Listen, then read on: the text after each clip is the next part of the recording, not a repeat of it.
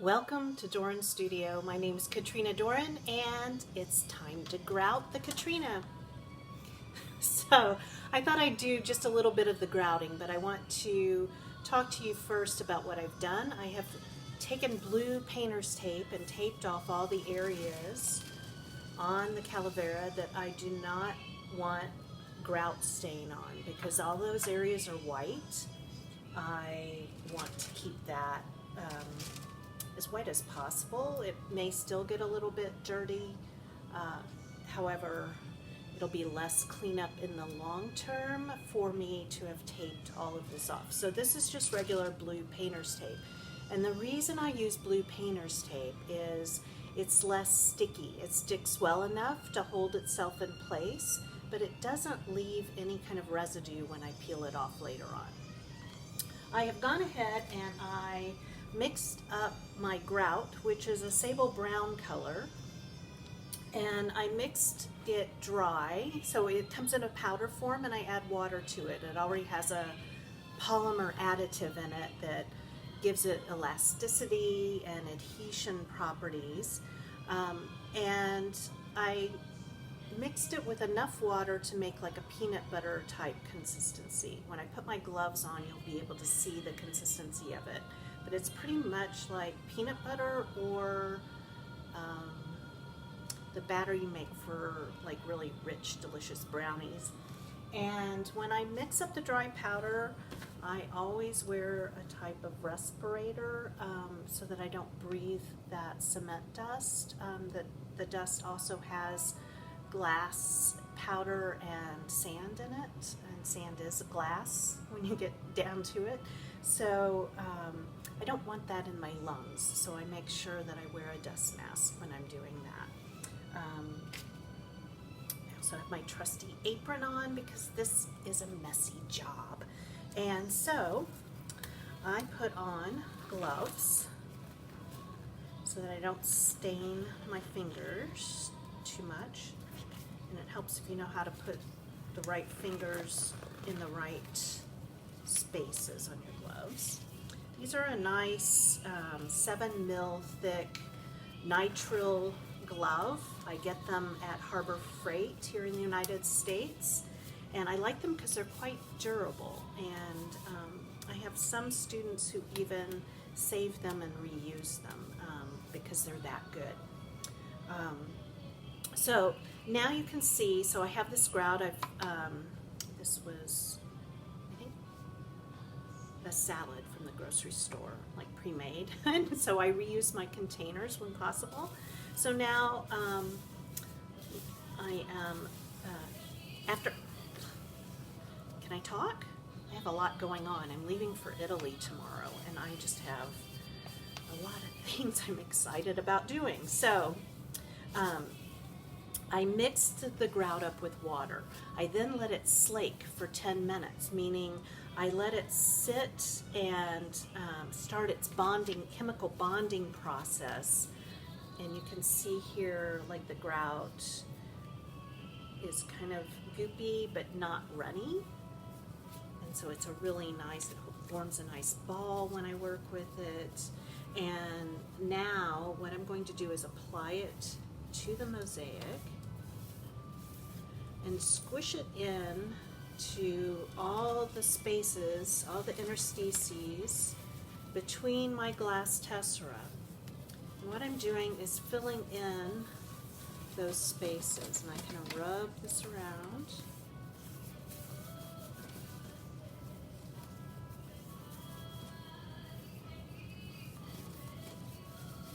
And I want all of those spaces filled in. And just so you know, grout is a filler. It is not an adhesive, so it's never intended to work to make your piece stronger, but it does fill in those gaps so that the gaps don't fill up with dust or debris or residue or water,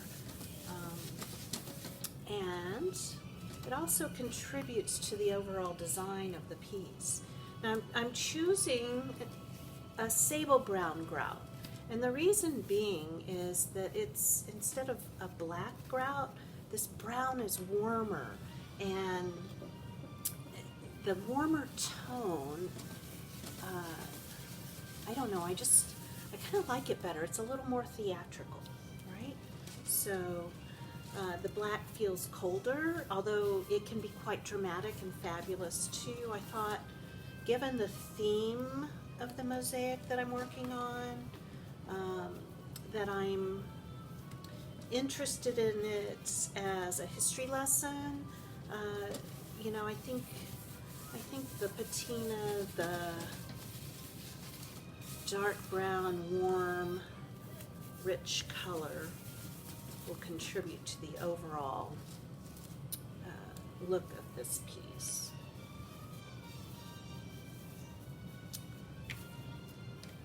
So you can see, I'm not going to do the whole skull for you because you might get bored watching, and a demonstration of part of it is plenty.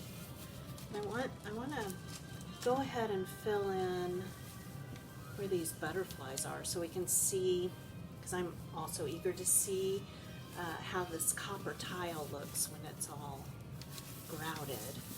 How it zings and sings for me.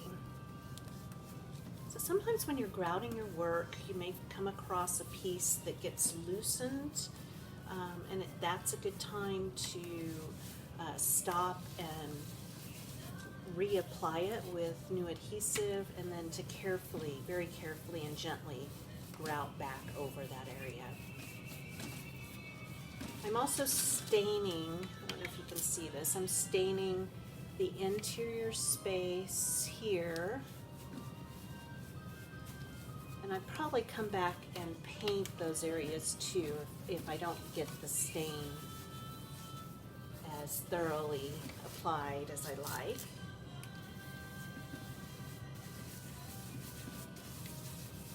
Okay, so I think, let's look here. Get a little bit more up here.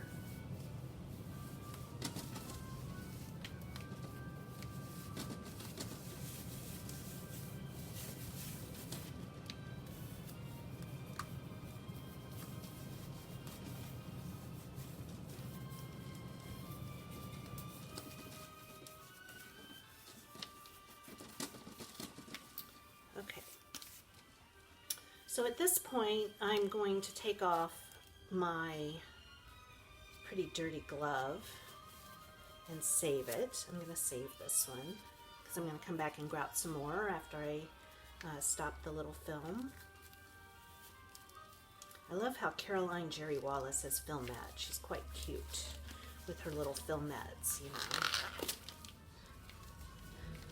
So I'm just going to remove that one glove, and then what I do is I use either rags from, like this is a rag from an old t-shirt, or I use paper towels.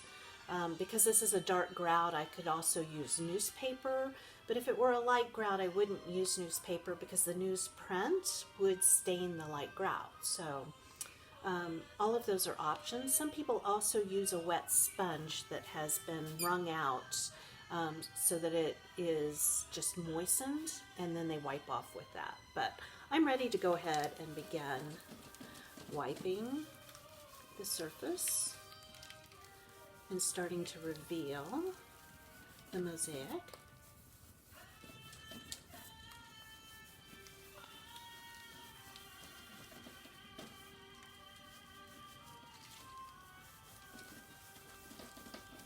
This part can be pretty exciting, you know, because all the colors start to pop and sing.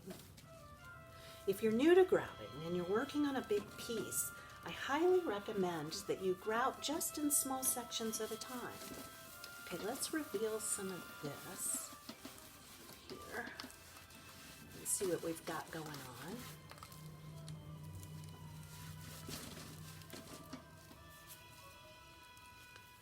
And I'm always turning my rag, or if I were working with a sponge, I'm always turning it to a clean area.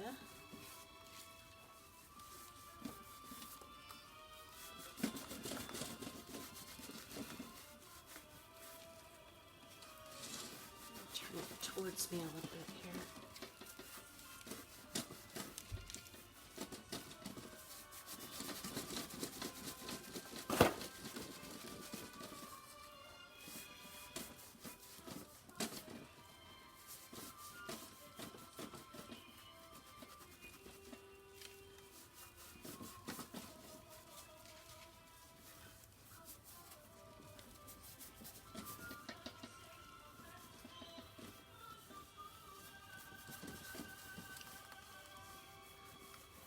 Okay, so at this point, I think you get the idea of how I grout, and I will check back in with you later when it's grouted and I've started applying that special piping technique that I spoke about in a previous video. So thanks again for watching. This is Katrina Doran at Doran Studio, and my website's doranstudiomosaics.com. Please continue to follow me on YouTube. I appreciate you so much.